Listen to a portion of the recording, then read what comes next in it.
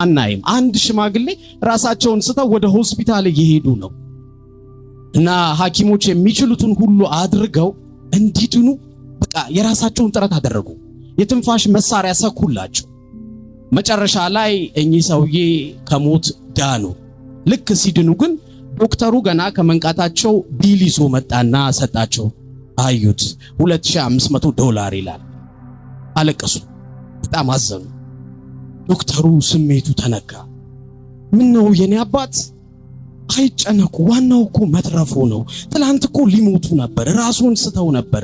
ለምን ይጨነቃሉ እንዴ? ብሩን መክፈል ካልቻሉ እኛ ዶክተሮች አንድ ላይ አሰባስበን እንከፍልሎታለን። ለምን ይጨነቃሉ አላቸው።